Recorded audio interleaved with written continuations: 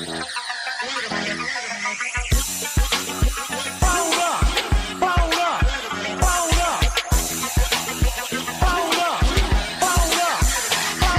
me get him where I fit in, homie. Let me get him where I fit in, homie. Let me get him where I fit in, homie. Let me get him where I fit in, homie. Who am I but I'm Dre Mack? Came into the game just to skip backs.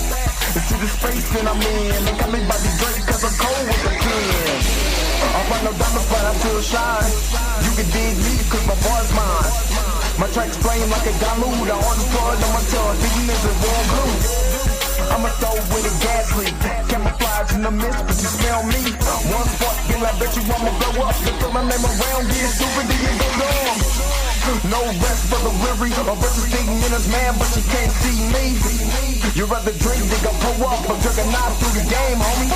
Let me get him where I fit in, homie. Let me get him where I fit in, homie. Let me get him where I fit in, homie. Let me get him where I fit in, homie. I came to eat at the a la carte. Got stripped of a bear, come me brainstorm. Then I come together like a Voltron. Then I pour all the planks, you use Decepticons. Fake rappers to retreat like Cobra. 80s they can throw they like. Up in the storage and I'm E-man. Up, down, down, down, then I'm cheap. You a beast, man. I take a beat in. Ninja Turtle rap, Turtle glance to defeat it. Hop in my ride, you can call me Night Rider. You can never stop me, cause I'm a guy bomb. Bad attitude like a rocket, my whole T's a A, and I bet you can't stop us. LL bad when I go and show up. You can hear the haters in the back. Let me get him where I fit in, homie. Let me get him where I fit in, homie. Let me get him where I fit in, homie. Let me get him where I fit in, homie.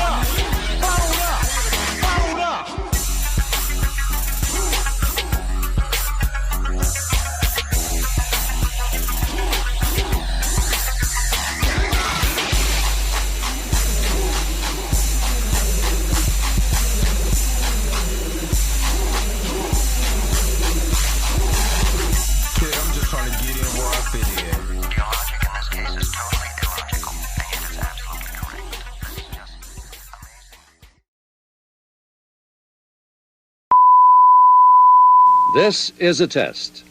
This station is conducting a test of the emergency broadcasting system. This is only a test. Taste the biscuit. Taste the goodness of the biscuit. Taste the honey sauce. Taste the goodness of the biscuit with the honey sauce. Don't get that honey sauce on me. I don't like the way it tastes with my chicken wings. We return you now to your regularly scheduled program. This is a test.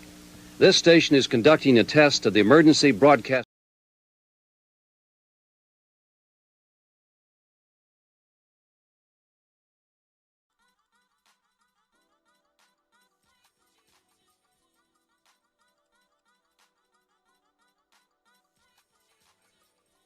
This is just one of those mornings. What's going on, everybody?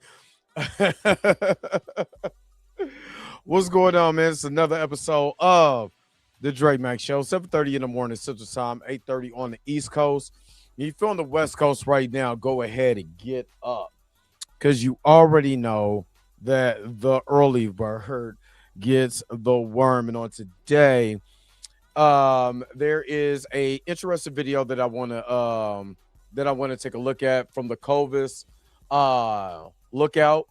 The latest video, one of the latest video that he had that I've been having in the chamber again for a minute. His video where he discusses black art and the problem with black art, and the way that basically our art is depicted. So I want to go through that today. I'm kind of going through my videos. Yeah. So this is the video. Like I said, it's the hate of black art. And honestly, there is a lot of stuff that we kind of take for granted when it comes to especially this new black art.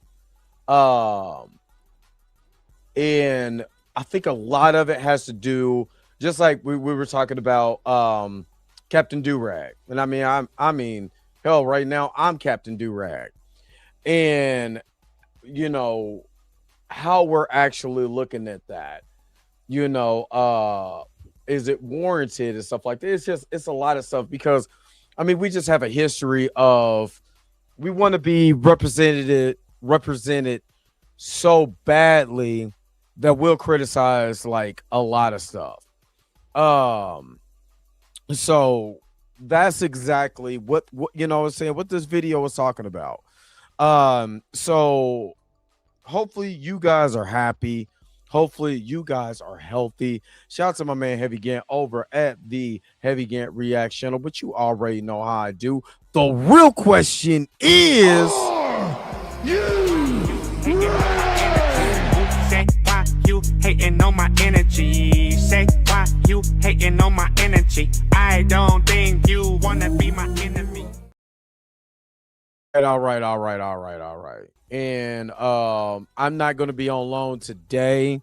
So today, okay, so for you guys, I'm gonna just kind of let you guys know.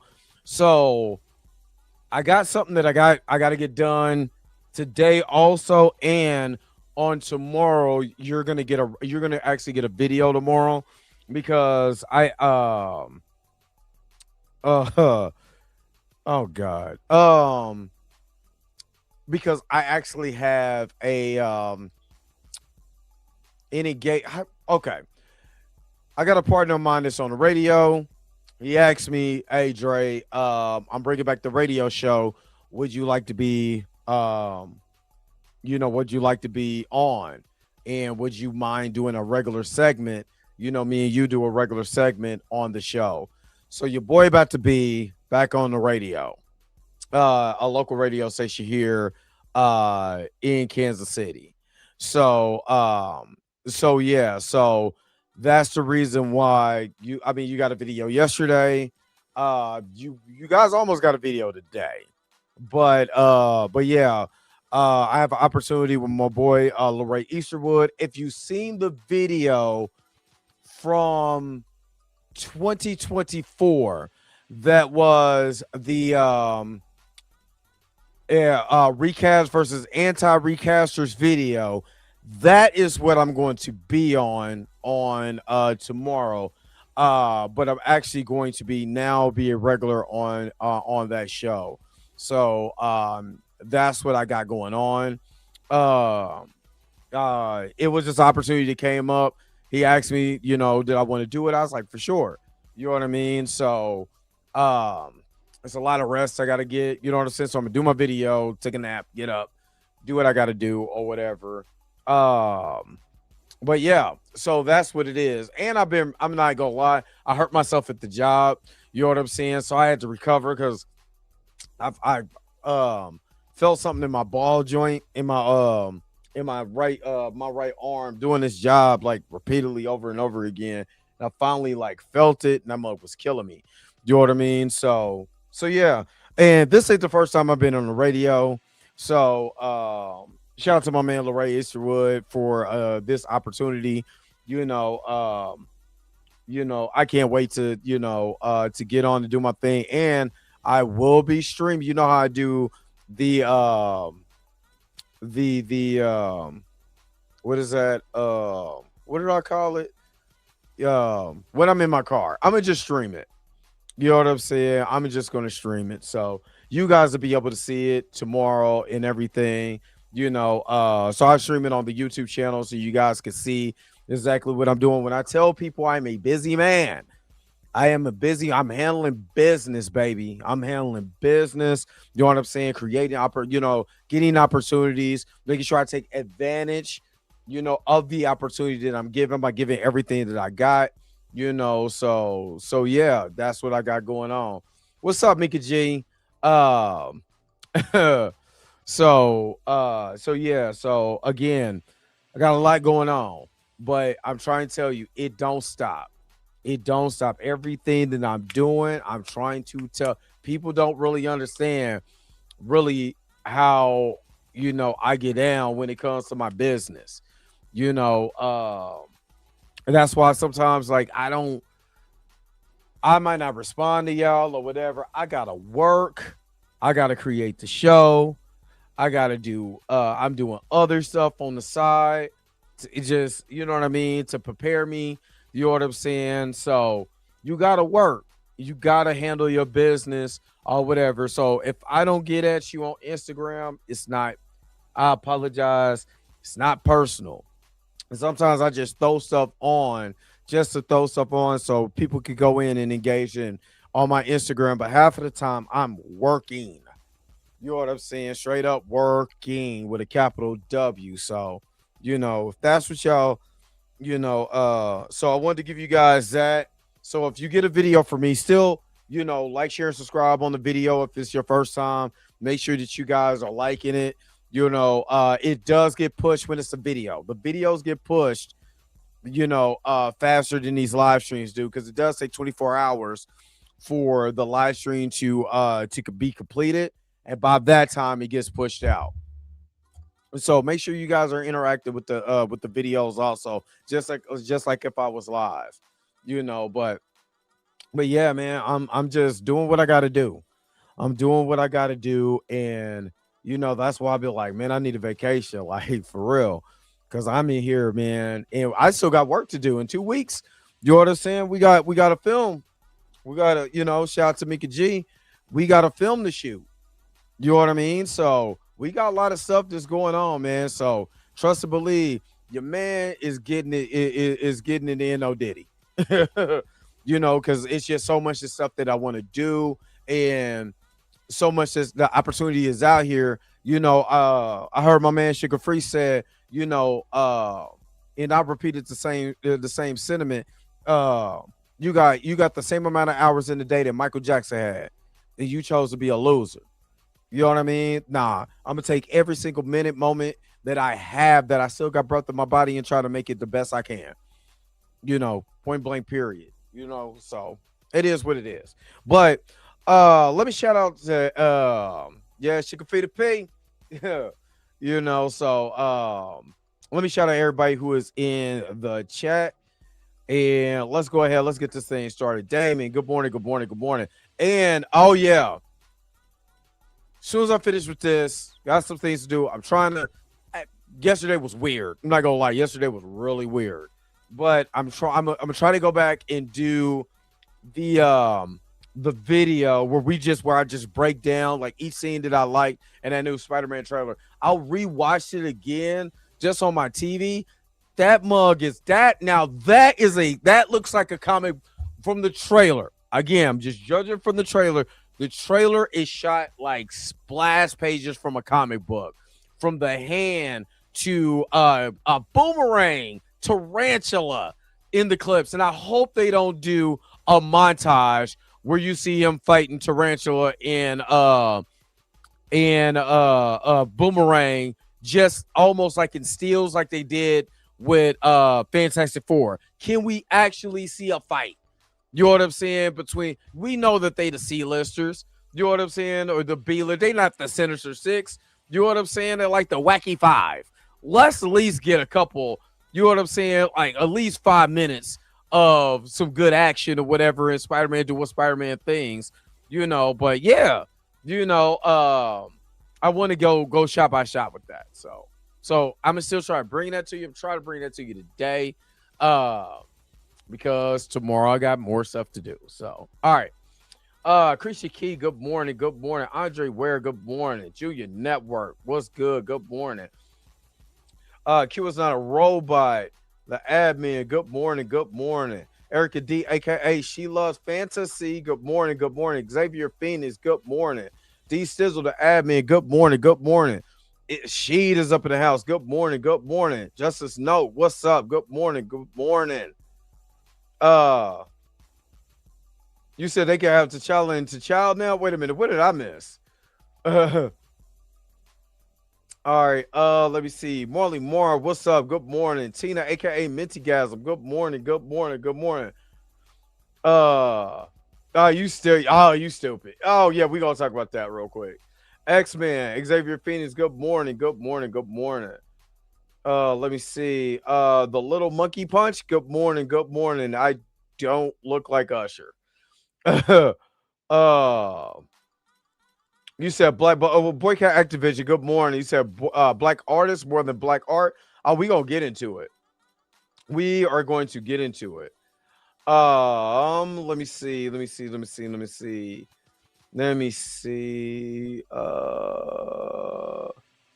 Of course, Mika G was in the house.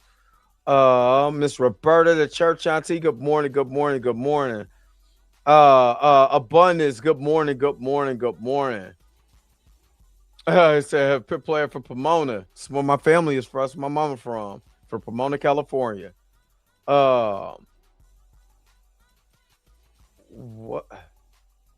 What is this? Hey, whoever go one of the admins, go over on the mobile side and check for trolls. Just please check for trolls. I know the mobile side is not that great, but please check for trolls.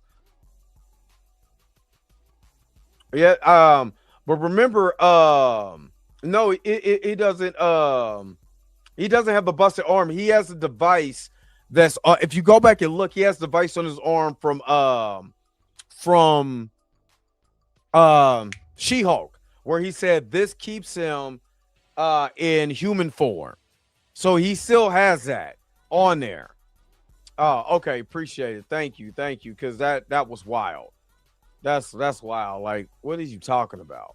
Like I said, a lot of people, why we on your brain? Why I don't go to white spaces and troll them. You know what I'm saying? Ask them, do they like cheese or whatever stuff is. That's wild to me. Somebody will waste energy trolling somebody when we don't do that. I don't go around to white spaces and troll white people. What for? You know what I'm saying? Stupid. It's stupid. But to answer your question, I'm in Kansas City. All right, let's go ahead. Let's transition real quick. Let me shout out the crew real quick. Let's go. You already know what it is. Hold up. Wait a minute. Wait. Whoa. Stop everything you're doing. Go and hit that like button. I know this is probably your first time watching and you probably enjoying everything. Stop fucking on the channel and go and hit that subscribe button so you never miss one of my videos or one of my morning live streams. And for only $2.99 a month, you know you can be a part of the crew. And shout out to all my crew members that been holding it down for Dre Mack and the crew since the beginning. All right, back to your regularly scheduled program, now in service. Go. Bye.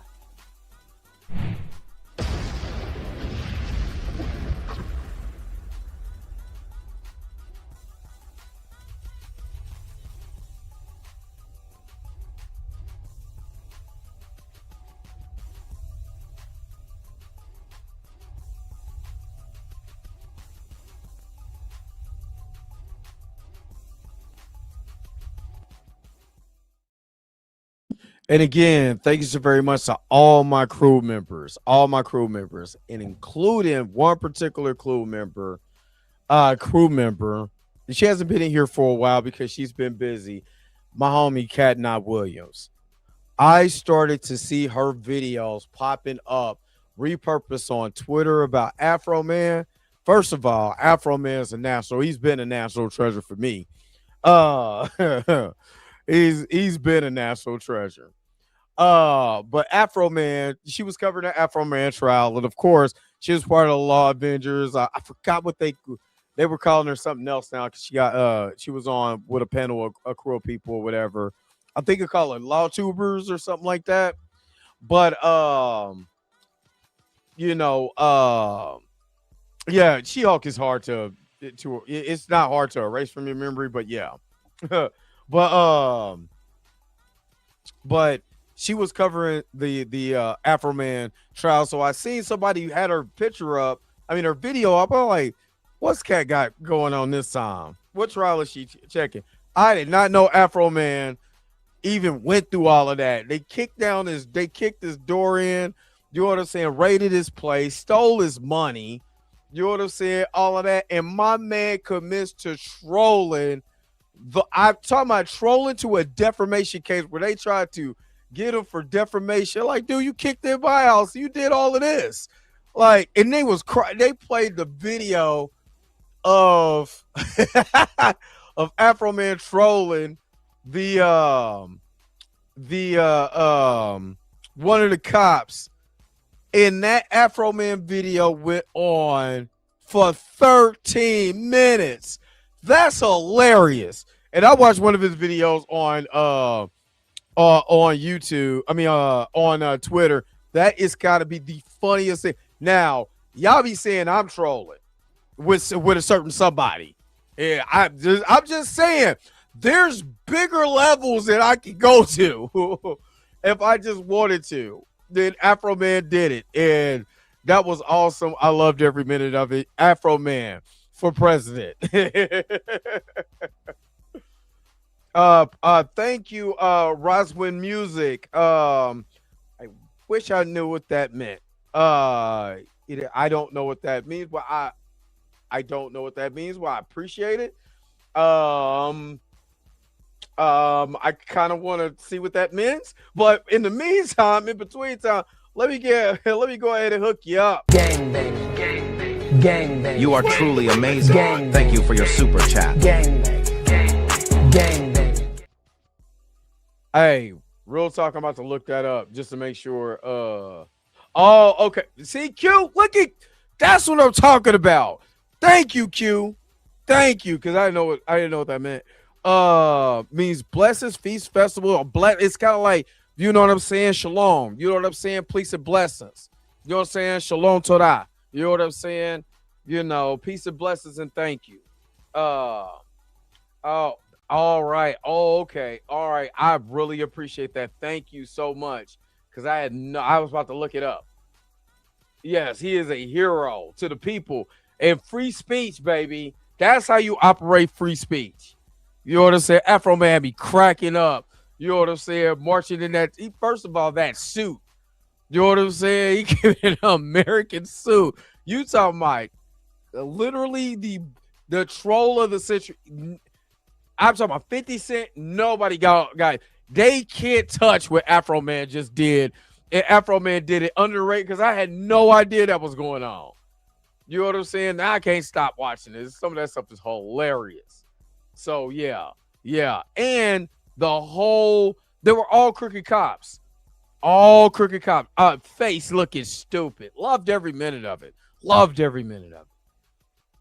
That American flags, a draped flag, that American flag suit gotta be part of the biggest troll. He's wearing the suit, his lawyer's wearing an American flag. You know, we're Americans. You know what I'm saying? That's what it is. See? You know, we're still Americans. And oh yeah, he won.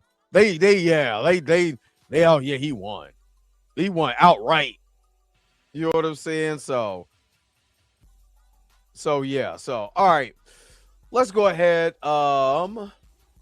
Let's do this. Let's take a commercial break. I wish I had some Afro Man that I could play without getting in trouble. Hush. Hold on. Let's take a commercial break, man. I'll be right back with more of the Dre Max Show. Knight Rider will return after these messages and station identification. Shetland, he's Shetland, not just a Bruce boyfriend. If you cross him, you're a dead man. You heard what I said, man. I heard he was gay. No way, sister. Who's that man? He's Shetland. Knight Rider. The Knight Rider Power Cycle with Kit on the Pretend Instrument Panel. Here he comes. There's something special happening at Kentucky Fried Chicken. Fresh buttermilk biscuits made from scratch. Our chicken head biscuits a perfect match. Taste so good, make you want to slap your mama for real. Man, I slap your grandma, I slap your auntie. Good idea. Playing horsey with your little sister. Bad idea. Playing horsey with your Aunt Bertha. Let's see who's bad, man. Come on. Come on. Let's go. Let's do it. I'll show you who's bad. Come on. You wear a disguise to look like human guys, but you're not a man, you're a chicken boo. Now the conclusion of I hate how they talk about you. Everybody thinks you're just a freeloader. They don't know about... They can't know. They can't ever know. If my cover's blown, we're both dead. Do you like the car? It's for you. What's the occasion? I can't believe you forgot again. It's our anniversary. We've been engaged for 15 years. You know, I'd marry you tomorrow, baby. But it wouldn't be fair. Not to you or to the free world. Well, look at you. This is it. I can't believe it. After 15 years, we're finally going to consummate our love. Damn. This is Stedman. It's the commissioner. Ugh. What? Professor Haight? He's escaped? Damn. What? The French Riviera? Now? Yes, sir. I'm on my way. Damn him! Damn that Professor Haight! He's escaped?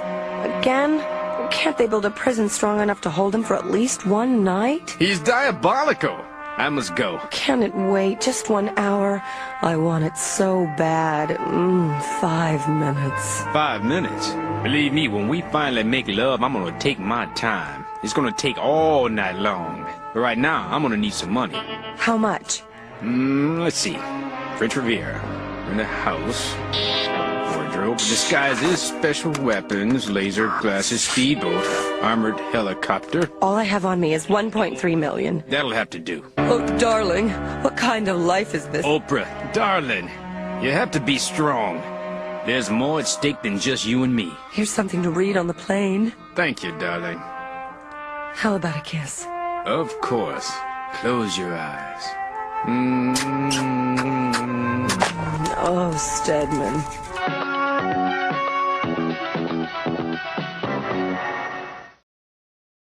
All right.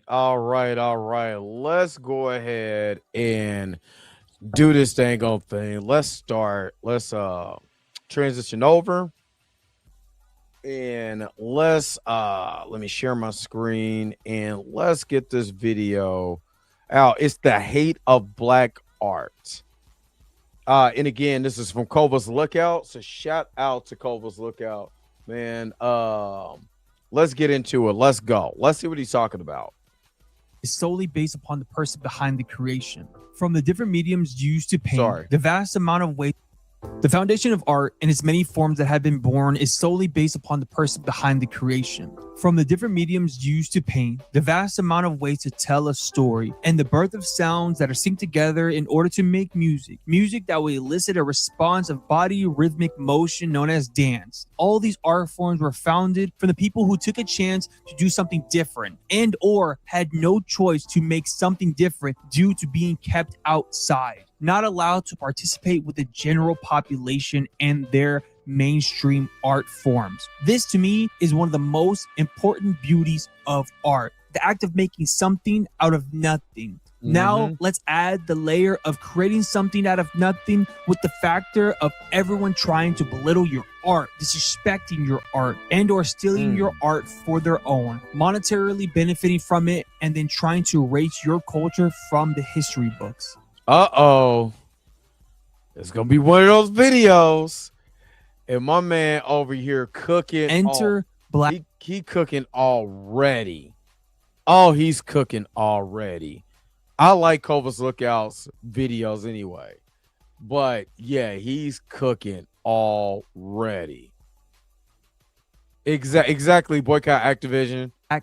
Black art and the black artists who make up these spaces are foundational to life. If I only talk about America, black art is foundational to the growth and development of many entertainment fields, from acting, literature, music, and so many other modern art forms. Many musical genres can trace their origins back to the primary James black Baldwin. art, blues music. Originating in the late 19th century American South, blues music is the foundation for nearly all American popular music, directly birthing or having heavily influence on genres like jazz, rock and roll, R&B, country, soul, and hip hop.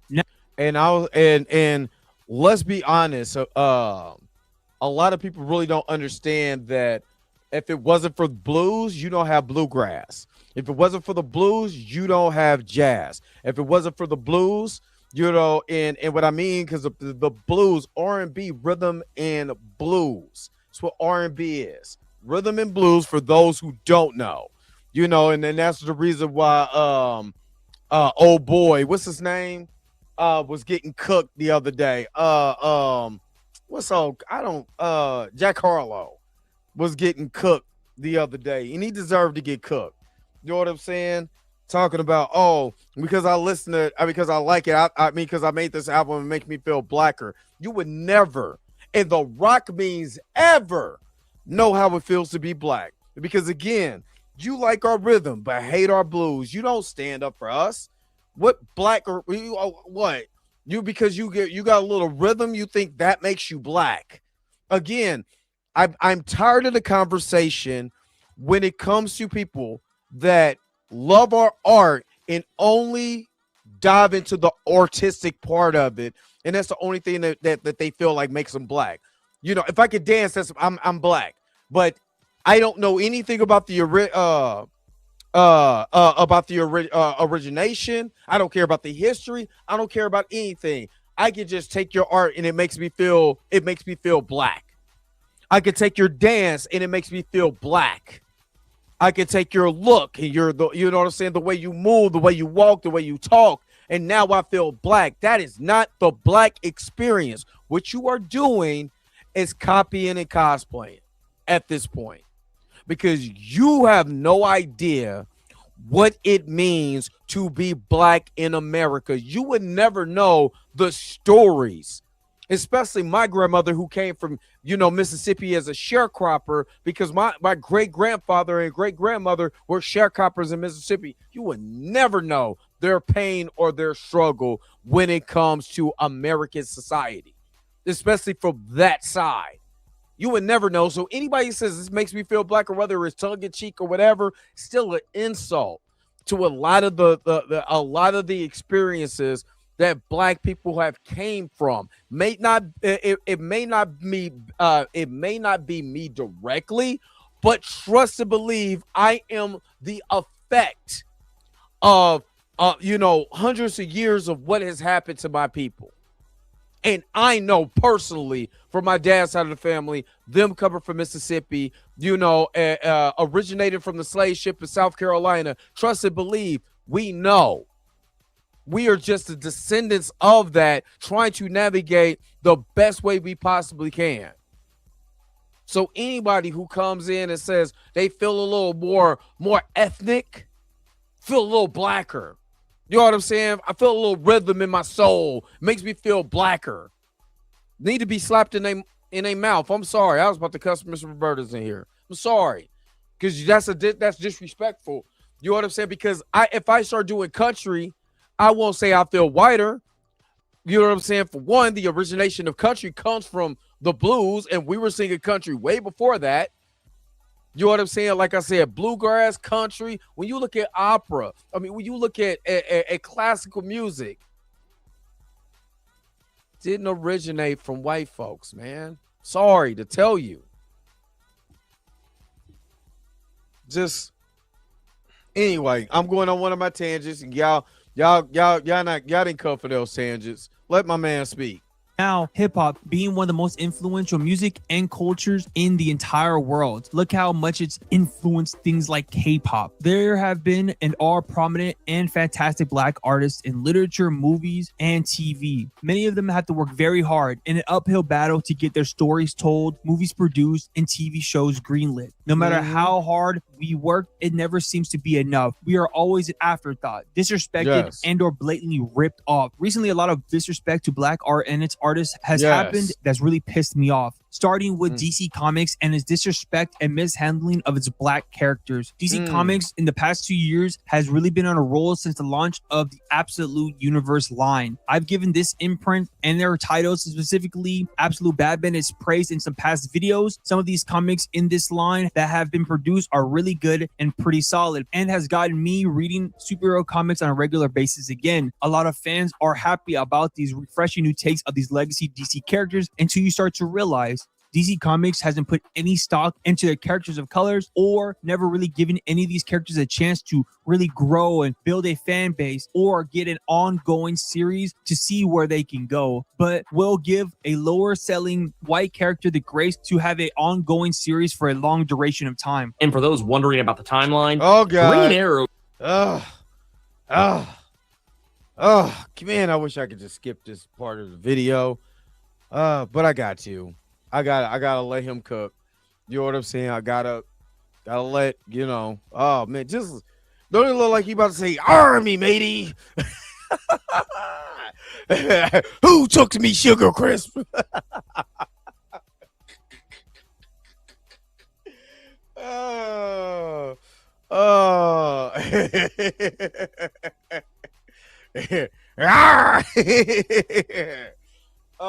man, I gotta let him go. I gotta let him go. As much as I don't like Ernie, you know what I'm saying? I gotta let the video cook. But tell me, you know what I'm saying? He don't look like Childish Gambino from This Is America when he was making that face, the Uncle Ruckus face.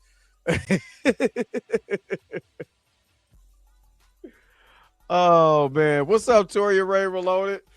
What's good? What's good? Yeah, okay. Let you know what I'm saying? Yeah, this is trigger warning. Arr, can't get enough of that Goldie Crisp. Hey, at least he took my advice and got a lineup though. That's what's up. Anyway, all right. DeAndre Mosley, what's up? All right, I'm gonna stop trolling. Taste the biscuits. Arr. Taste the goodness of the biscuit. He looked like he about to ask SpongeBob, where's me money at? All right, that's enough.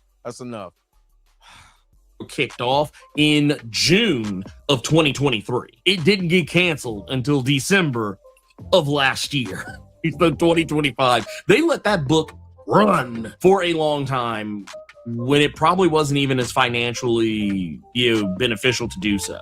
The only time DC Comics really cares about its black characters or creators is when they quote unquote have to in February, when their company does what most corporate American companies do and pander to black people with their Black History Month merchandise. And you know what?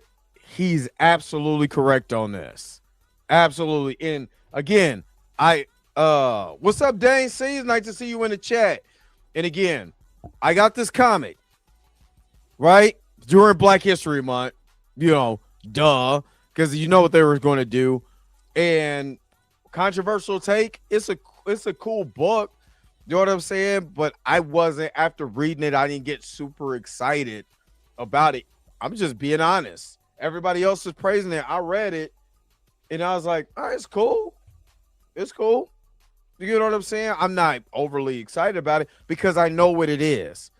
And coincidentally, because I got to call out my man, Ernie did that during Black History Month because he was trying to call out Rob to make him feel bad by not doing nothing during Black History Month so he could look like the black comic book savior of all for black folks. Just saying. It's a coincidence that he did it in February. And then got mad when people started attacking him because it was February. And can we all just get along? Not when you shoe booty and big dog. But anyway, let's get back to it. It could have been. D-Sizzle, I'm not lying, it could have been a lot better. What up, Iron Waffles? Yep.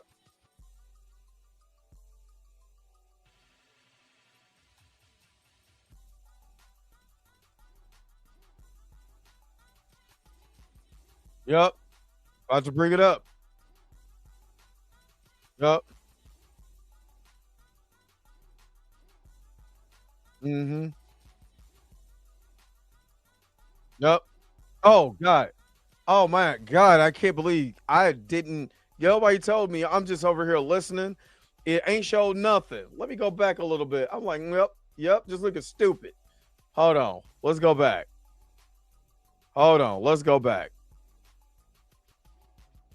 Shots. This is when DC starts to dust off their black characters in books for, again, a one-shot or mini-series. This year in particular, to celebrate their black characters and creators, DC Comics actually allowed one of their most prominent comics with some of their most beloved black characters to leak on the DC Unlimited app with the new history of DC Universe, the Dakota Incident, which was a one-shot to build up some lore with the Milestone Media Dakotaverse characters with DC Comics history, explaining how these characters fit in the DC Universe, how they are set in the universe, and the comic can be also seen as an allegory for the real-life Milestone Media founders and how they had to sign away the rights of their characters to DC Comics, how these characters were effectively shelved for so many years after they were signed away. The subtle drop probably was one of the reasons the comic was not promoted at all prior to the drop date and was leaked via the DC Unlimited app 2 weeks prior to it being put on shelves. I mean, besides that, because it's obvious, you know, with the storyline in this, what they were doing, the book is okay. I'm not gonna lie, the book is okay to me. It's not groundbreaking. It's not something that I was sitting there like, oh my God, I can't believe they did this. I can't believe they did that. It's okay. It's cool. It's cool. I'm gonna just be honest with you. It's cool. It could have been it could have been written a whole lot better to show a power dynamic, but it was, I mean, honestly, it was DC characters coming and taking over, you know, these Milestone characters. In my personal opinion, you know, you got Icon and all of that just falling down, but like, okay, I mean, I guess it is an allegory for, you know, Dwayne McDuffie and all of that, you know, signing over the rights to the characters, you know, at one point in time or whatever. But I mean, you know, honestly, it didn't get me so excited where I'm just like, oh, that's the greatest thing I ever read.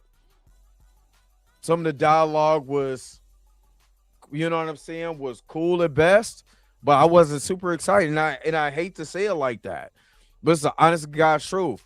And again, when you make a comic just to appease people, you know what I'm saying, and you're taking a shot at the people that you're trying to, you know, that's producing the book. Good luck with the characters in DC, with black characters in DC. I'm just saying that. DeAndre Mosley, thank you so very much for the $5 super chat. Character at DC, and that's without her cancel origin comedy in the 70s would have made her the first black female comic character with a ongoing solo. Okay, I got what you're saying. Okay. And again, you know, I don't read a lot of DC anyway. Like I said, the stories that I really really have gotten a lot of Batman Citrus stories, and it's more of the up here stories and stuff like that. We start talking about the mental of Bruce Wayne and all of that and stuff. And I'm just not a real big fan because I've never this here. You ain't gonna see nothing else from those comic book characters in a long time. Just saying.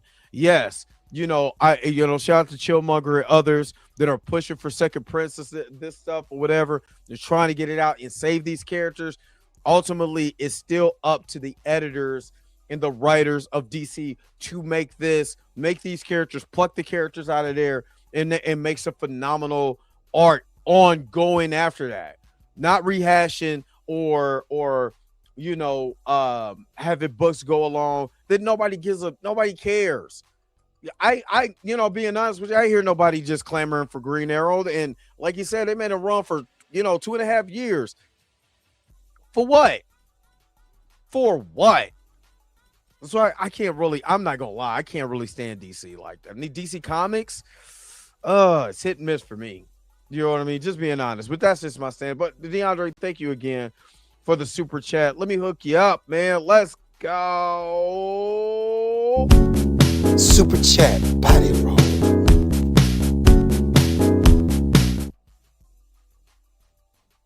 All right, thank you so very much for the super chat. Let's keep going. I kind of get on a rant about DC because I've never, for me, felt like DC Comics have given me books from from the black characters. Not all of it. I can't say all of it, but that makes me just want to just go and keep buying and keep buying and keep buying. That's me personally.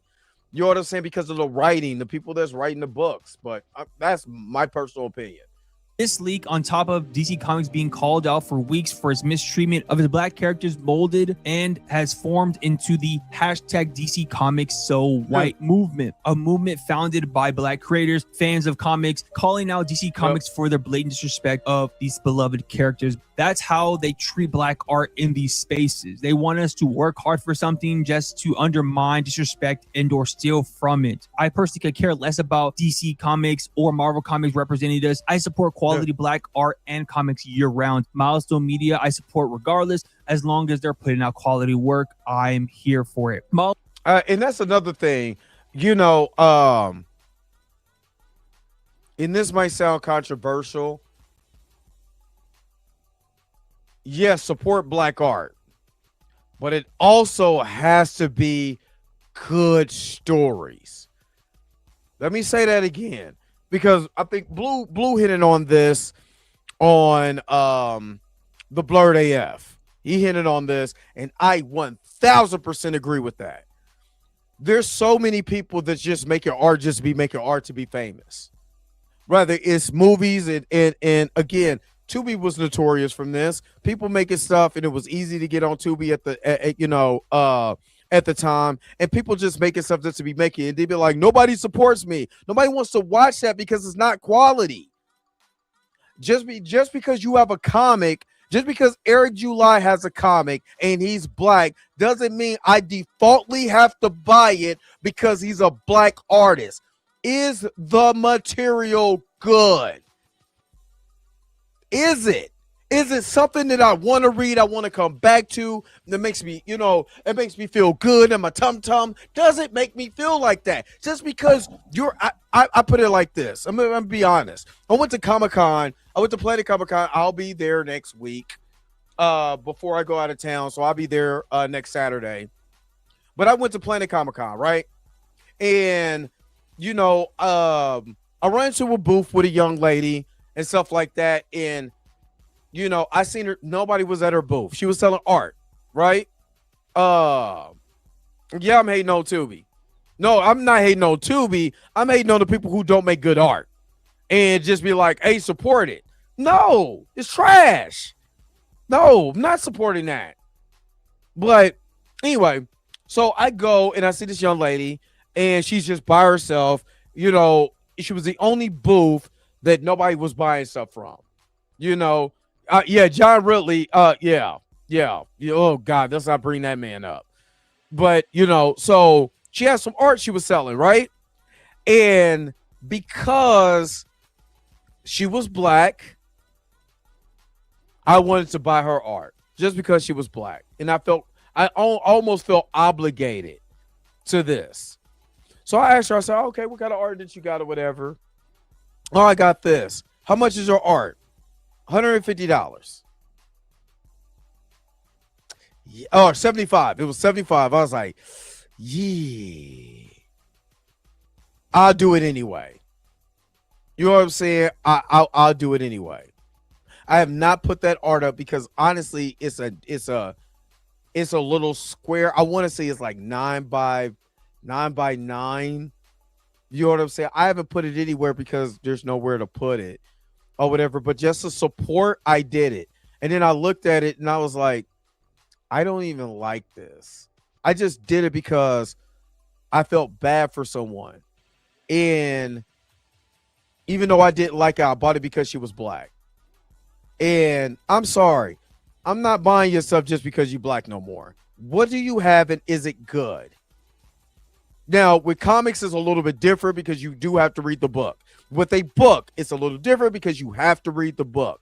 And then you decide, you make that initial purchase, you decide, do you want to go back to get more? You know what I'm saying? But if you have an establishment, you know what I'm saying, that is, you know what I'm saying, that not, you don't, it's not about being white. It's just about being courteous, being kind, you know, treating people like you would treat anybody else. Don't treat me. I'll go into your establishment because we black. You should understand that I'm going to be a little ghetto, or I'm going to talk to you a certain way or whatever. You know what I'm saying? Talk to me like you would anybody else. You know what I'm saying? Just because you have familiarity, I'm not saying you got to kiss my behind or talk, you know what I'm saying, or talk white or anything like that. Just talk to me like I'm a human being. I done went to black establishments, man, that I literally watched them treat the white people totally different than they treated me because I'm black. Oh, man, you know what I'm saying? You can just, oh, man, what are you doing? I want to sit down. I'm hungry. Just sit me down, man, so I can eat. And we have to be like that about black art, man. We just cannot just support everything. Because if we support everything, that means we're allowing any and everything to, you know what I'm saying, to be consumed. And then now they think it's cool because they support me. They support me. Just wanted to kind of throw that out there. Andre, were you stupid? I'm gonna hold on to it, but I'm not gonna lie, I don't like it though. It's still in my, I still have it. It's still wrapped up, all of that. But I'm gonna be honest with you, it's not my aesthetic either.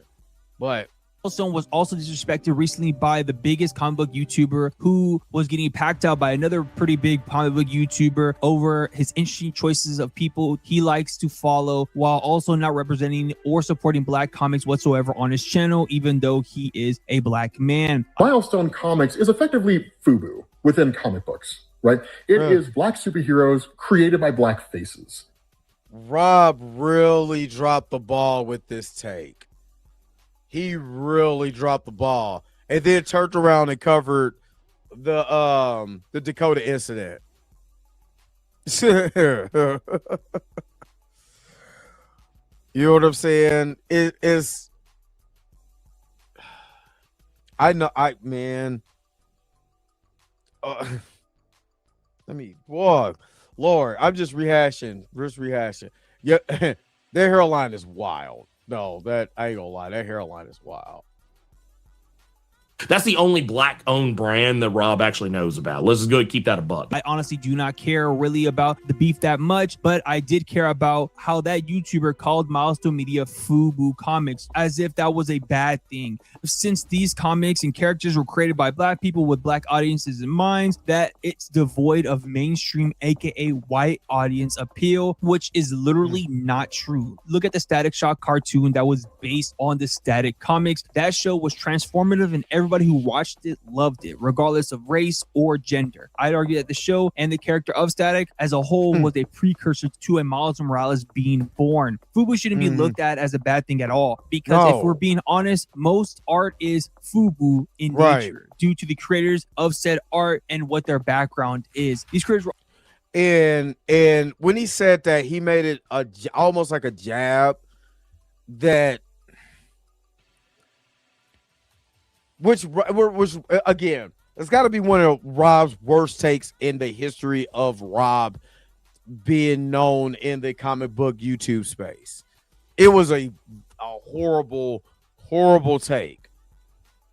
With that being said, Rob had on some, he got a picture with him in some FUBU for back in the day. So it was cool to wear, but not cool for your comic book. You know, again. I have some of that FUBU Black Albert Fat Albert gear too. Trust me, I used to rock a lot of that FUBU. I love FUBU. I used to have the whole FUBU line with the what's his name? Super B, not Super B. Forgot his name. I had the shirt, brown shirt. I used to be fly. You know what I'm saying? He said that he was wrong, and I think Rob realized it later on.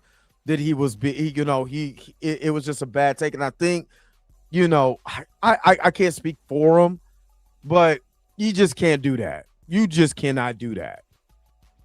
Period. You're wrong. He was wrong. You just can't do that. But I've already touched on that. Let's keep going. It's the other one that try to play this pro blackness because you do black comics and you're still not supportive of everything black. Funny. Often leak their own personal selves into the pieces they create that will speak to a certain subsect of person that is usually part of their own culture more than others outside of that culture. Look at the movie like Marty Supreme, which I'd say is a Jewish movie from beginning to end, from the story to some of the actors and the writer-director Josh Safdie. Yes, the movie is about a ping pong player striving to be the best ping pong player ever while also being a complete douche and dodging real-life responsibilities. The movie also explores and gives subtle nods to the Jewish experience and lifestyles back in the 60s in New York City. Josh Safdie would know something about this culture, being a Jewish man from New York himself. There's a fantastic scene with one of the characters telling a story about his time in the Holocaust and how he was out in the woods working, found a honeycomb, smeared all the honey on his body, and then let the other men in his camp eat the honey off of his body in order to nourish their bodies in the hellscape. Pause. We couldn't just put the honeycomb in a pot. We couldn't get a bowl. You ain't gonna, man. No. I can't walk past that. What? No. I wouldn't tell nobody that story. Ain't grown man licking nothing off my body when there's a bowl or what?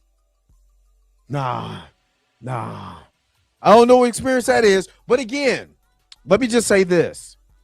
It's cool, and not just, and again, like I said, my now why I gotta shut up?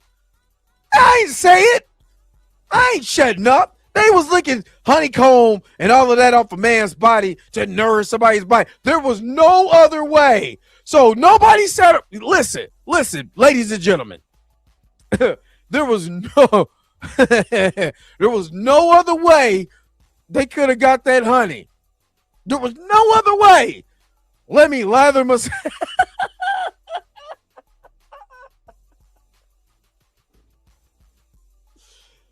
There was no other alternative but to let a bunch of people lick honey off of me. And this is just okay. All right. Okay. Let me calm down. Pause. More pause. Pause. That sounds like something that's happened at 4:00 at Diddy's house. You know what I'm saying? But exactly. There was an alternative. Nobody just hold on, because I'm getting off subject. But think about that conversation. Hey man, all I got is one honeycomb. I ain't got no bowl, I ain't got no shoes, I ain't got nothing to put it in. I'ma lather myself up, dog. Y'all just lick it off of me. Everybody in agreement? Yeah. All right, man. It'll just nourish your body. Man, what? Anyway, I say that to say this, is that it's cool when a Jewish man, tells his story. Tina, I didn't do it. He said it.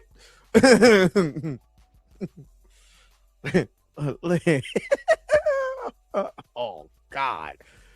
Anyway, so it's cool when a Jewish man can tell this story and bring up the Holocaust and stuff like that, which is a traumatic event. I understand that. I empathize with that. Then you have someone like Stevie Knight, who will see a movie called Sinners that takes place in the Jim Crow South, where you got sharecropping and all of that going on, and he'll call that woke and make up every excuse in the world why that's woke. You got the black experience. You got somebody with Tourette's that not only say it to Michael B. and Delroy, but said it to how you pronounce her name? Winmu. I can't pronounce her name offhand. But he said it to her, but BBC caught it. Caught that one, but didn't cause the other one. Knowing, again, like I said, it wasn't Tourette's, it was a choice. If I start bringing up the black experience from sharecroppers, is Wumi? Oh, okay, Wumi. Okay, I was saying her name backwards. Okay. So you got people who are sharing the stories on Twitter about sharecroppers You know what I'm saying? In the you know what I'm saying? In the earlier century, talking about how hard it was to be a sharecropper coming from a plantation. Remember, 1865, yes, the Emancipation Proclamation happened, but that did not stop slavery. That did not stop slavery from happening. That didn't stop still white owners for still enslaving, just in a totally different way, black people in the South. But we tell that story, we need to, why do you always got to break up slavery? Why do you always have to have this? Why do you always have that? I guarantee you nobody called this movie where the honey is getting licked off a grown man's goddamn hairy chest. They didn't call that woke. You didn't see the usual suspects coming out and calling that woke. You ain't talking about the LGBT gay emphasis on honey being slapped all on somebody while they lick it.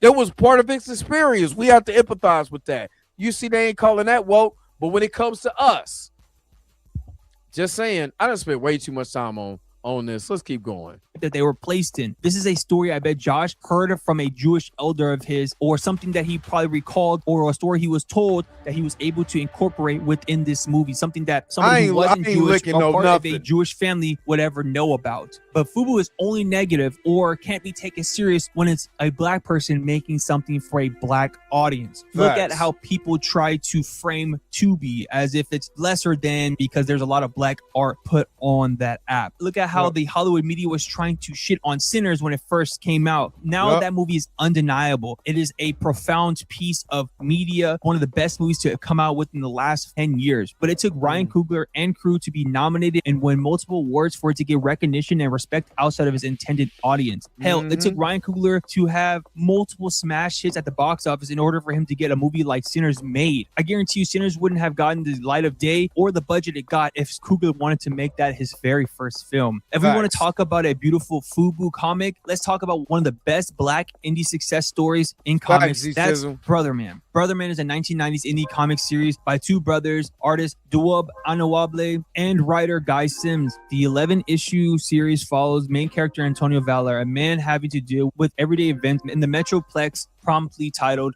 Big City. At first glance, the book looks like a superhero comic. It's really not. The main character Antonio does wear a costume, but no one in the comic actually has superpowers. And Anawable describes the comic and its main character stating, Antonio Valor was to embody the concept of the man who is upright and about his word. He is personified in our minds, the black man in our communities who were disciplined, caring, and protectors of their families and communities, yet go to their grave with no songs written about them. We wanted to celebrate those who deserve it in mythology. The comic first premiered at the New York City Black Business Expo on April 9th, 1990 and became a certified hit, selling 40K in their first year publishing the series. By 1994, they had sold over 750,000 copies of the comic, tracking to hit over 1 million copies sold by 1995. That's how you do doing all of this independently. The comic was getting... This is what I tried to say about Eric July.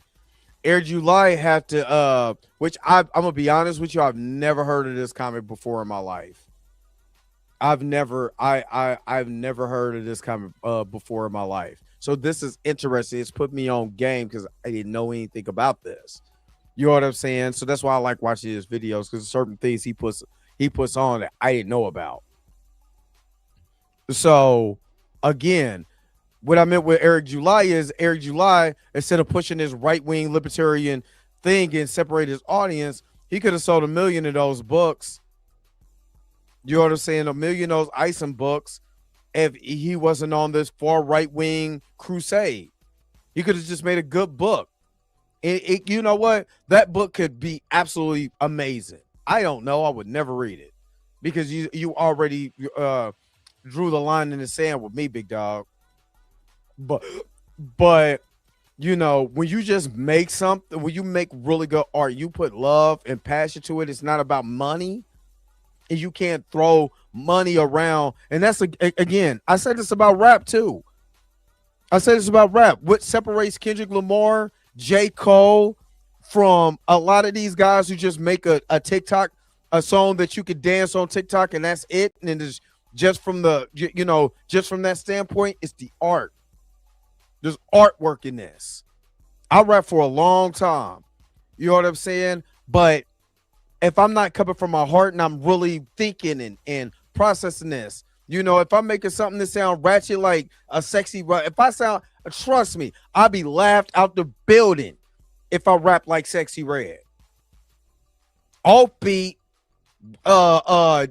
second grade reading level lyrics, I'll be laughed out the building. But when you make it art really from your spirit, and it's for you, share for everybody else. You know what I'm saying? And then they catch on to your art because everybody else is feeling that art. When you come from your soul, that's how you get paid. That's when you really start getting paid, because you're doing something that you love and you're getting paid for it. Oh, it's most definitely by design. Oh, most definitely. But you can't compare one of these little rappers to Chuck D. You can't compare none of these rappers to KRS-One, Rakim, Eric B, Eric Sermon. You can't compare them to Cube. You know what I'm saying? You can't compare none of these rappers to, you know what I'm saying, to Grand Nubians and nobody like that. Come on, man. You know, a Kendrick, you know, a guy, you know, I mean, hell, I was on La Russell's on the La Russell train, and then he jumps off the ship because he got talent. He just jumped completely off of the ship. You know what I'm saying? Like, come on, man. So, but we are in a digital age that everybody thinks creating something is to make money, another source of income, and they forget about the art. Tons of positive press from CNN, NPR, and the Arsenio Hall show. Pretty awesome for these guys' first attempt at making a comic. The artwork in this comic is fantastic, alongside great character designs, are very reminiscent of the 1990s era. It was drawn in a lot of black hip-hop influences within the pages and in the character designs as well. This comic is black through and through, but what's the most amazing aspect of this comic is how much of a family endeavor this series was between the brothers creating the comic all together. The fact that this comic was embraced by the black community in such a profound way, making it Black an Comic Lord, shout out. classic. This comic wasn't just seen at comic book shops, but also in the community barbershops, community town halls, and so many other places that was outside of just the Wednesday Warriors' eyes. The brothers stopped creating the comic once their mother passed away the same night issue number 10 of Brother Man dropped. After that, they put out issue 11, then stopped producing the comics altogether. Duab moving on to have a long and healthy art career working in animation, recently getting his animation directorial debut with Ianu Child of Wonder,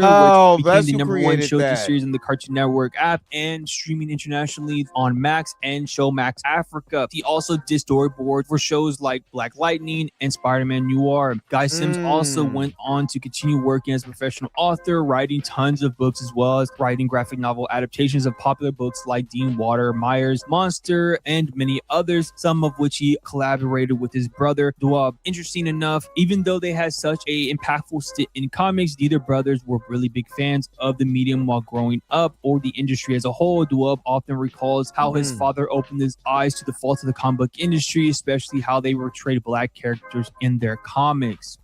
And I had to sit down with my dad when I was in like 7th grade, and my dad said, "Hey, I'm going to sit down and talk to you about these comic books." And you know, my dad was the activist type. My dad was a forefront guy. My dad was really the personification of what we were writing about. And so he said, you know, let's sit down and talk about this.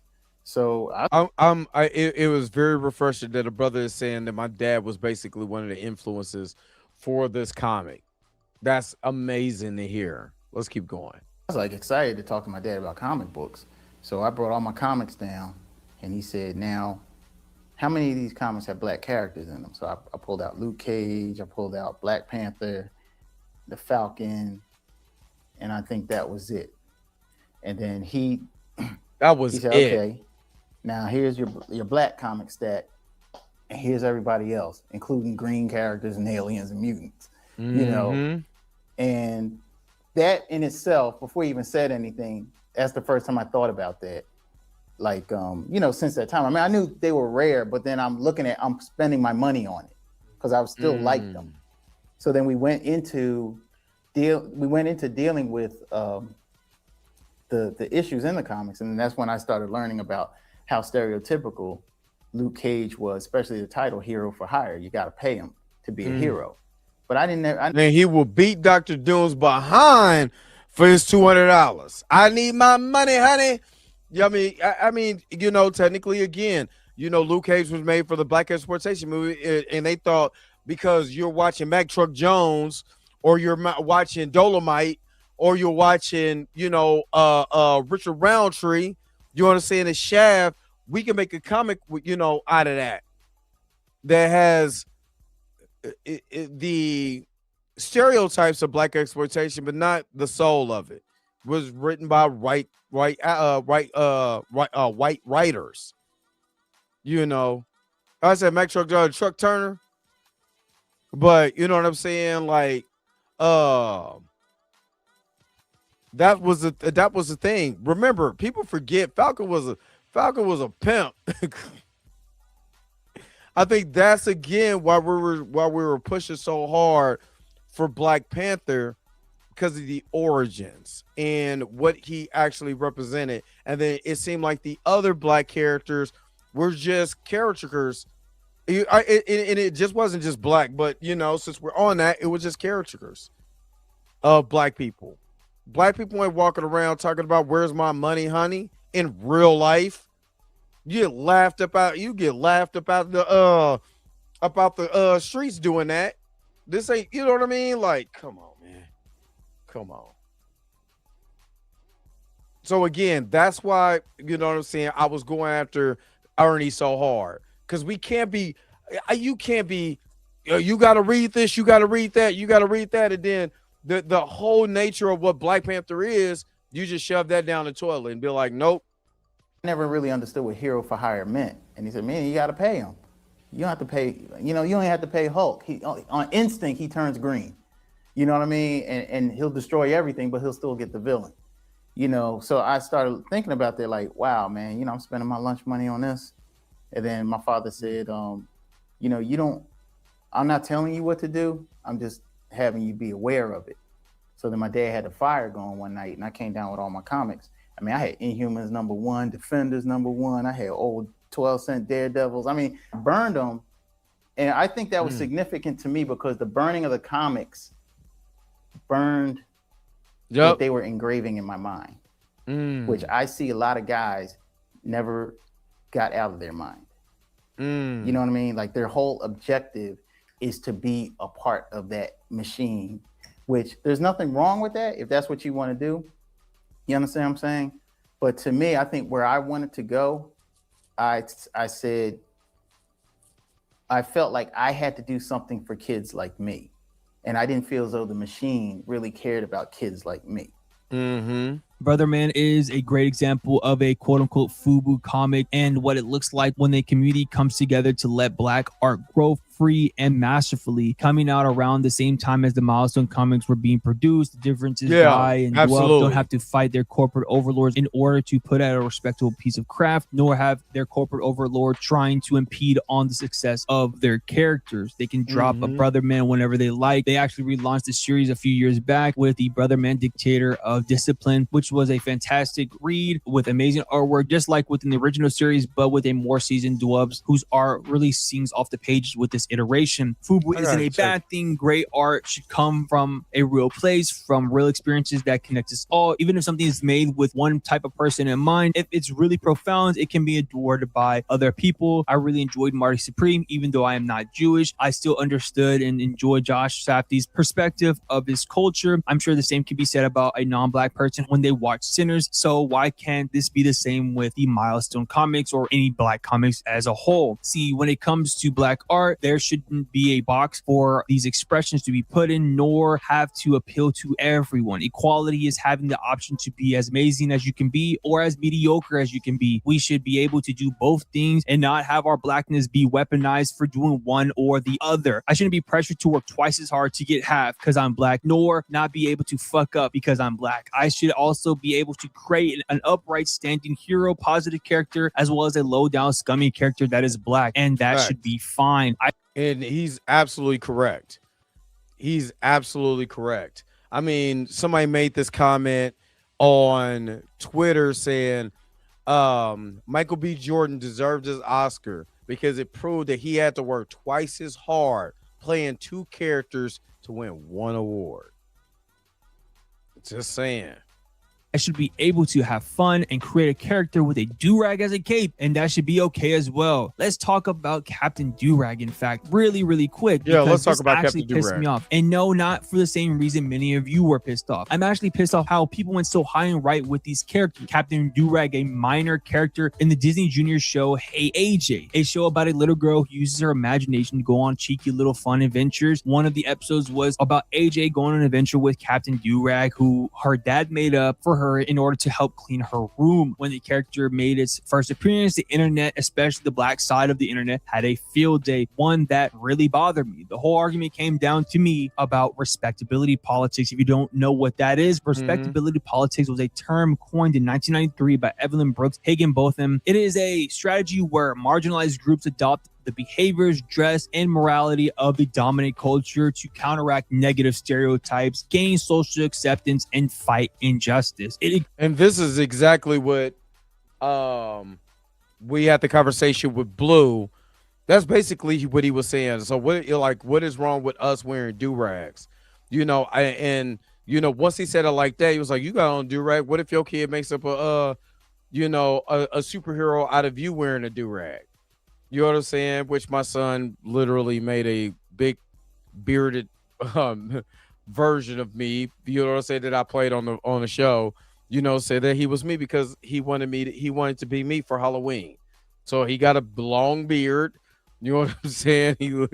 It was cute and funny, but I'm his hero. So I can understand in that perspective why that character would resonate with a little girl who see her dad put on a do-rag and he comes in and wants her to clean her room. So I get it. Captain Do-Rag sounds like a Boondocks character is right. But I do understand that and let's be honest, or let me put it in the chat.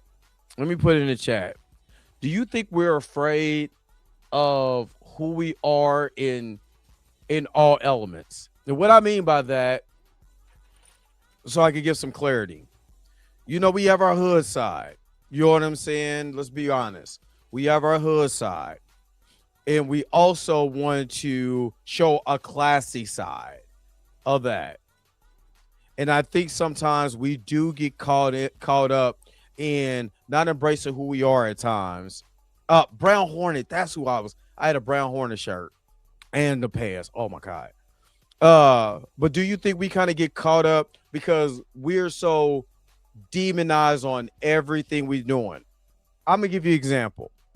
Only reason why I don't have no problem with twerking, because you literally see this over in Africa and everybody wants to copy their dance over in certain countries in Africa. So I don't make it seem like Africa is just a country, it's a continent, but certain parts of West Africa, especially Ghana, you know what I'm saying? Nigeria, Ghana, you know what I'm saying? All of that. They'll sit up there. They got women that do that, you know what I'm saying? Shake their butt, all of that. Quote unquote, what we call twerking. We demonize it over here and they embrace it over there. The way that we wear our hair, men with hair get demonized. You know what I'm saying? If you got locks and stuff like that, you look like a criminal in the eyes of certain people. Why do you have hair? You know what I'm saying? You should cut your hair. You know what I'm saying? And stuff like that to play the game. Like we're ashamed of ourselves. And when we cut our hair, you're a sellout. You know what I'm saying? It's do you think that we have that problem? Put it in the comments what you guys feel about that. Because sometimes I do feel like, we are ashamed a lot of times of us, the way that we dress and stuff like that. You know what I'm saying? I'm not talking about the shenanigans. When it start coming to just the bull crap and the shenanigans and the bull jive, you know what I mean? Where you just doing too much hood stuff to try to seem hard or whatever. I don't know. But you know what I mean? It felt like sometimes we look in the mirror and we don't embrace that side also. You know what I'm saying? Because we want to be so far away from that so we could be this classy. But at the end of the day, folks are still calling us a nigga.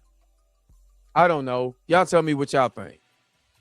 Encourages self-regulation to prove worthiness, often by focusing on individual improvement rather than systematic change. The problem with this is no matter how quote-unquote white black people act or black people try to conform to the system, is never going to work or benefit them, because the system is going to move the goalposts or straight up never give you what you want unless you overhaul the whole entire system. Look at the slaves who fought in the Civil War. They were promised 40 acres and a mule and never got it after serving. Look at the vets who came home from World War II with the GI Bill, who were denied the houses that they were applicable for. Look at Tulsa, Oklahoma, and Rosewood, Florida, both black cities striving for economic independence the way that they were supposed to, just to get burned down by domestic white terrorists. Now, let's go back to Captain Do-Rag, the dumbest thing to be upset about, stemming from the fact that a black cartoon character is wearing a do-rag as a cape because you associate that with being quote-unquote ghetto, just like wearing a bonnet. Why are we okay with the character like Captain Underpants being around a literal grown man who runs around in his underwear around children, not fully dressed at all? But he makes a good point. He makes an amazing point with this.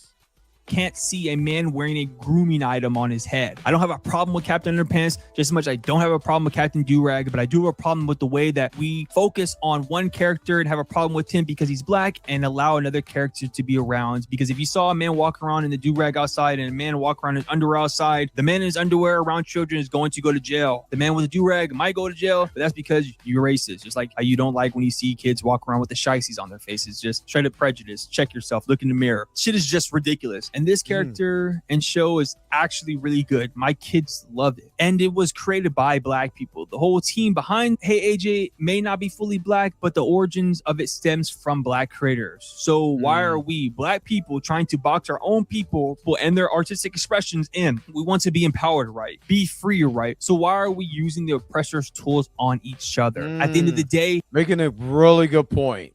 Making some really good points.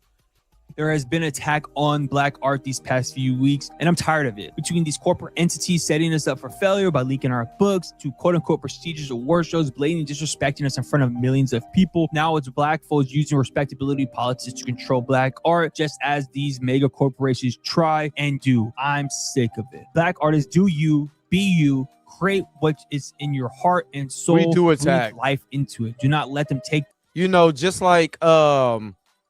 Just like how they would, you remember when they were attacking Megan and Jonathan like super hard, I don't think this is real. They don't think this, they don't think that. While watching Krishan and Blueface at that same time destroy each other for everybody's entertainment. You know what I mean? Carissa Shields, she's expressing her love. Do I think she is expressing it a lot? You know what I'm saying? Yeah, she does. But she gets attacked because of her and Papoose. You know what I'm saying? It's just like, and I look at the comment section of who's saying it too. It's a lot of us. A lot of us just hate it. They just hate. But then, this is the same thing Tito Jackson said about Michael. He said Michael Jackson was so good natured, so good. And we're so used to the evilness in this country that we'll demonize anything that's good. And again, a lot of us, you know what I'm saying? A lot of us was attacking Michael Jackson too. He's weird. He's this. Why he hangs around children. He's this, that, and the other. Yada yada yada. But also remembering, then this dude grew up. We watched him. Our parents, or you know what I'm saying, or some of the adults. Watch this man grow up as a kid in the industry, which we know what this industry does to children. What this industry does to children. And we watch this man grow up, and we was the first one jump on the bandwagon, talk about he weird, he need to go to jail. Just being honest. While these people were suing him, were saying all this stuff to take everything he took from them. Let me say that again. The man owned half of Sony. That was a power play that Negroes are not supposed to do in that industry. You're supposed to be chubby checkers. Be happy to be there. Dance. We'll hold your rights, though. We'll hold all your publishing. You see what I mean? But that air of creativity away. Your heart and soul can never be boxed in, What's up, the duplicated, or Diddler? replaced. Don't even let them try.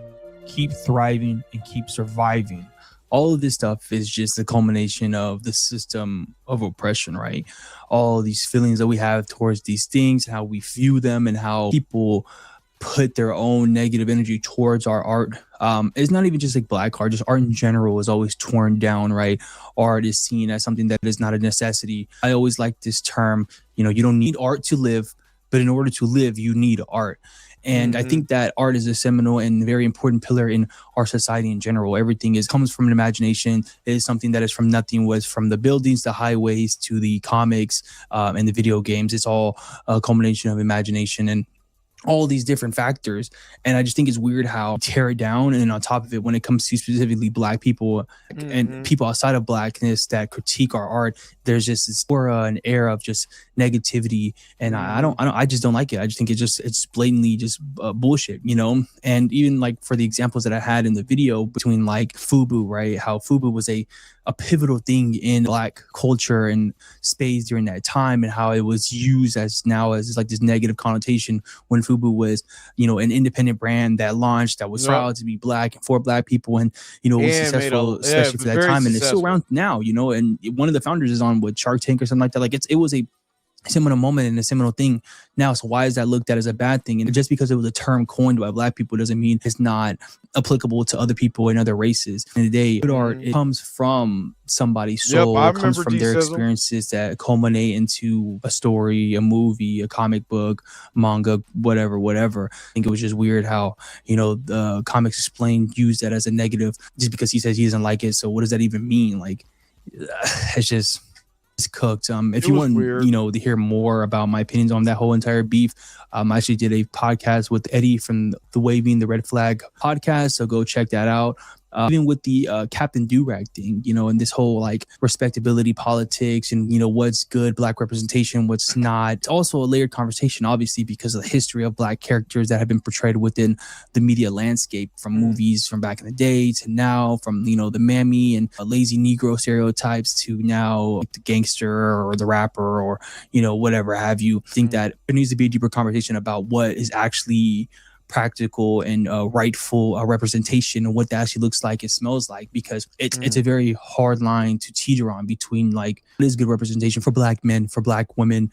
I remember there was a conversation being had about one battle after another with the Tiana Taylor's character, and a lot of people didn't like how she represented black women, how she was in this imperfect, selfish character, but there was a lot of black women who liked her character and her portrayal of the character because it humanized her, which at the end of the day, that's what we want, right? I think you should have multifaceted characters throughout the whole entire spectrum. It shouldn't just be the perfect, every-go-lucky person. Facts. And I'm stopping it right there. I'm gonna let him keep going because the women in this chatter are wooning over my man. But this is still the argument that I have with, or that I've had when I still talk about the Ernie conversation with recast T'Challa. There's nothing wrong. We want to, because he's a part, and I think we need to just address this. He's just a part of representation. He's not the end all be all. What he does represent is the anti-stereotype.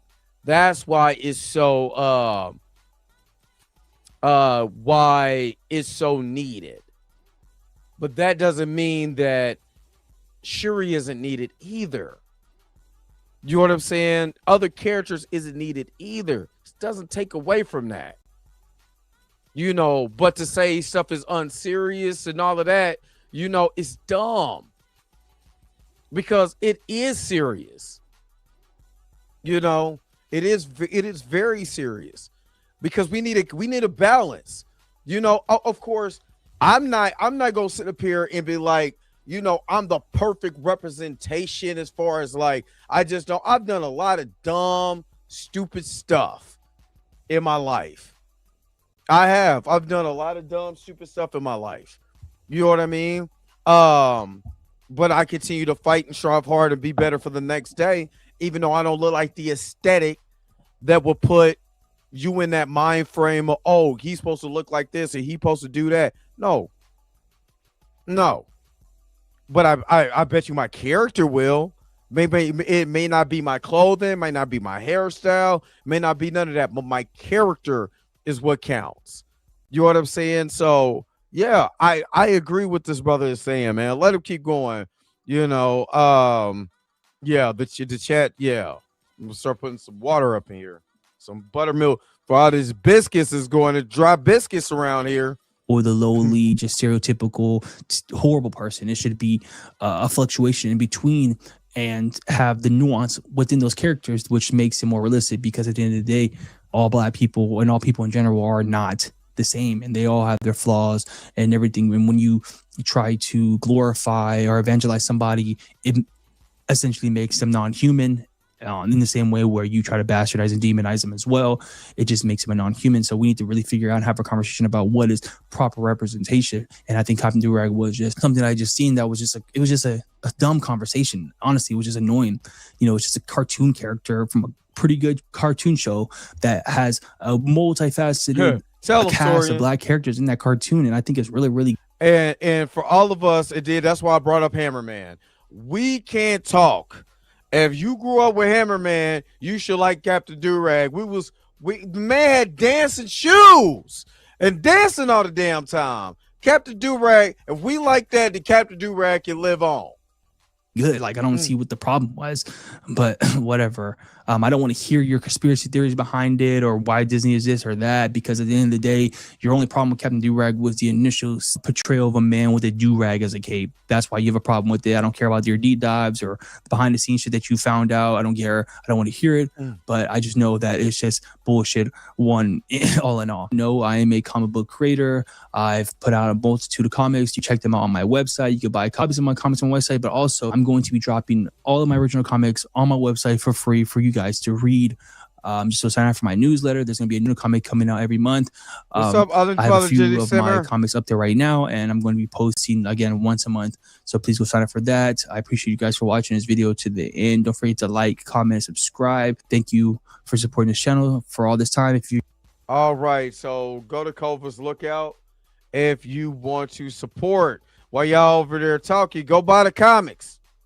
Man, selling books. Go over there and buy some books. All right, so let me take a quick commercial break, and I'm gonna give you my final thoughts. I'll be right back. Don't go nowhere with more of the Dre Max Show. Let's go. Let's do this one. Knight Rider will continue in a moment. Wow, 19,000! It's off! This is the problem with being rich. Your only other nickname is Dick? No.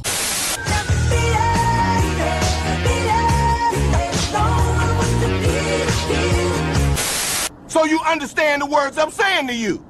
Yeah. Well, what I'm saying is that there are known knowns and that there are known unknowns, but there's also unknown unknowns. Things we don't know that we don't know. What? Coach, I've got AIDS. Wrong. You're HIV positive. Big difference. It could be years before you even get sick.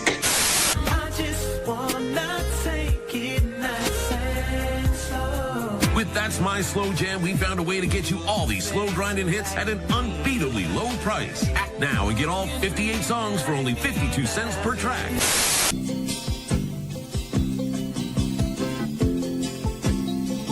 Just a good old boy.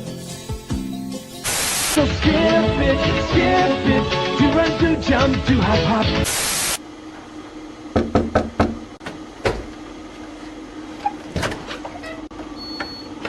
Hi. Now the conclusion of Darling, are you all right? Oh, what happened? The robot ducked. Oh, it's a private room. Lock the door. Of course. First, let me close the blinds.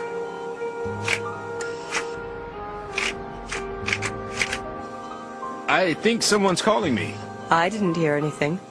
Hello? Monsieur Stedman, this is the Mayor of France. It's the mayor of France. It seems that Colonel Hayes... You mean Professor Hate? Yes, Professor successor Hate is still alive and he's vowing to destroy you and all of France. There's not a moment to lose. You got to give me 10 minutes alone with my fiance. I'm begging you, man. No, out of the question. Hurry, my yacht is outside. Darling, I hate to ask, but... How much do you need? I'll bring you the change. Nice of you to drop in, Stedman. James Brolin. As always, your timing is perfect. Please, call me Captain Laser. Still battling Dr. Chaos? I bet Babs is worried sick. Hey, how does Oprah let you out of the house without a costume? I'm a secret agent. Damn! You're good. I'm the luckiest woman on earth. Stedman!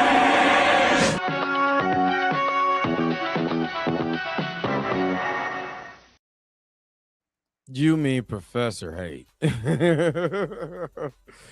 All right, so here's my final thought. So yes, this brother is a comic creator. So if you want to you subscribe to his channel, you want to get more information, go to the Covis Lookout, and you can get more information, especially you two ladies in the chat. Get more information what you need. Covis Lookout. Just terrible. Just terrible. Diabolical. But I gotta go. So here's my final thoughts. He's absolutely right. We do have to embrace the art. We do have to embrace the art. At the same time, we can't embrace everything just because it's black art. We have to be subjective to black art. We still have to hold black art to the same standards as we do white art. You know what I'm saying? So, because nothing is above reproach, nothing is above critique.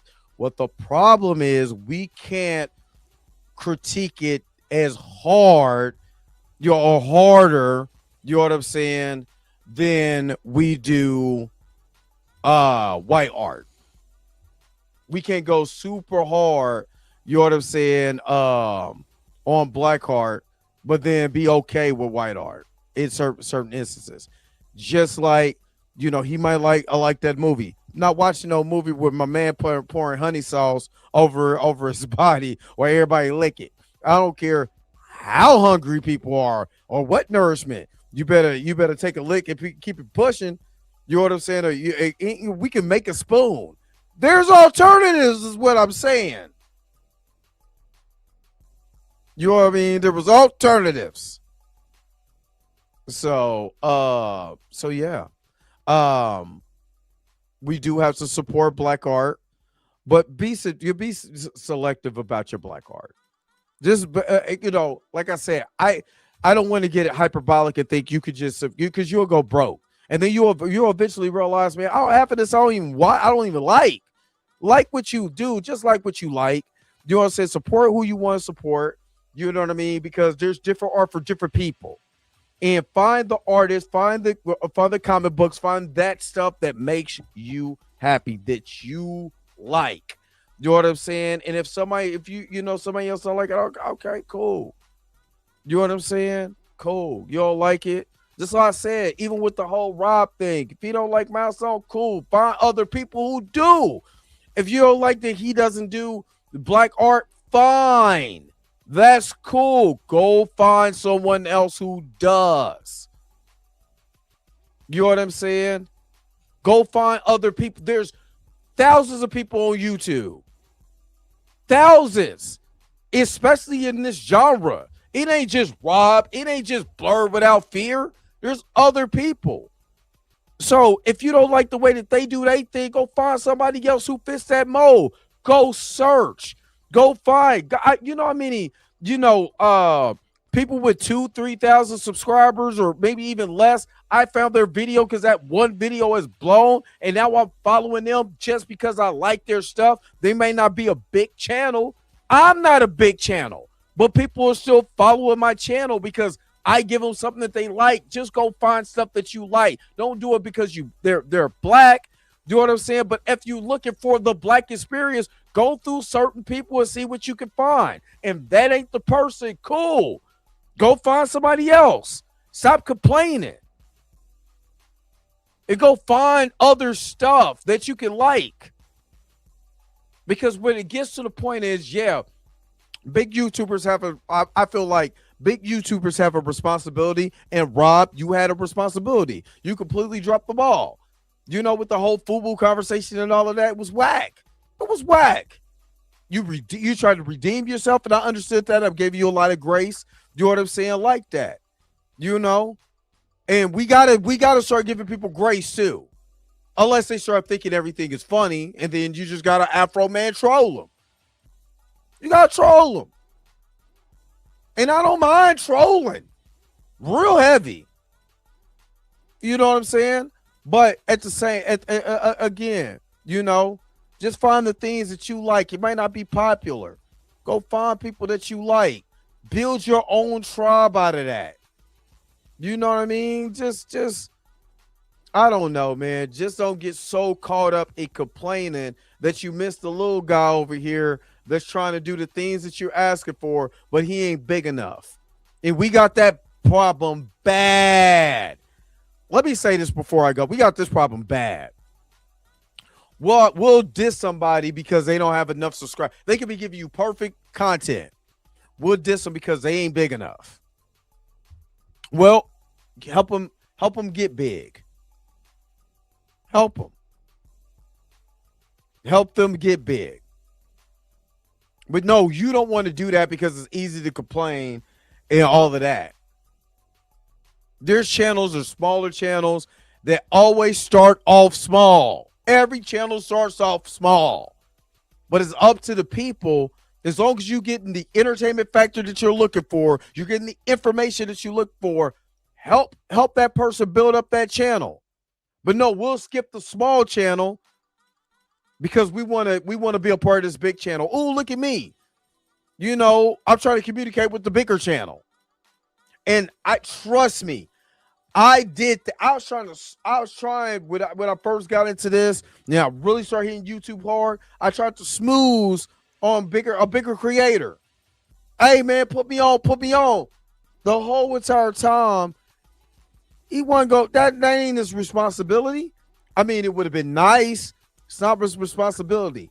My responsibility was to get on myself, build my channel, buy the equipment, put in the work. If I want to be a streamer, I'm gonna be the dopest streamer that you heard. That's what I decided to do. But you gotta put in the work. And then when people see you do that work, shout them out. I'm proud of Cat. Cat had less subscribers than all of us. And Cat found a passion, you know, breaking down these these court cases and stuff like that. Now look at her. The brother I always talk about, Heavy Gant. Me and Heavy had the same amount of subscribers because we started our YouTube channels, not necessarily at the same time, but we start really picking up. I was supporting him. He'll come over and support me. But he blew up. He was like, hey, he found the lane. I'm going to make videos off of that, and that's all I'm going to do. And he went for it. And is quite successful. That's why I shout out Heavy Gant, because his thing was, hopefully you guys are happy. Hopefully you guys are healthy, because he works out. He takes care of his body. He'll tell you his story. Former fat boy, you know what I'm saying? Turn bodybuilder, all of that. You know what I mean? So that's why I get that from. That's why I always say that and shout him out. Because I got love from the homie. You know what I'm saying? He put me on one of his old YouTube channel. Having a conversation. But the point that I'm trying to make is, if someone is giving you the entertainment factor, he's giving you what you're looking for, boost them up no matter how small or big they are. Boost them. And just don't do it. I ain't going to just start liking everybody and start subscribing to everybody because they black. Find the stuff that you like. and then just kind of go from there, man. And just find your tribe, man. That's it. Yo, the sign is real simple, B. It says wrap it up. Wrap that shit up, B. All right, we're getting ready to wrap this thing up, man. I got to go because I got something to do. I got to be up in like 3 hours. But thank you for tuning in to another episode of The Dre Max Show. Put it in the comment section below and let me know what you think about this video. But again, don't forget to like, share, and subscribe. Don't forget to hit that bell notification so you can never, ever, ever miss one of my videos again. Until next time, I'll holler at you guys later. Peace and vibe power, man. Enjoy the rest of your Thursday. Where's my outro at? Because you already know I gotta go. Wait a minute. You're telling me the video's over? What? Huh. Okay, I guess so.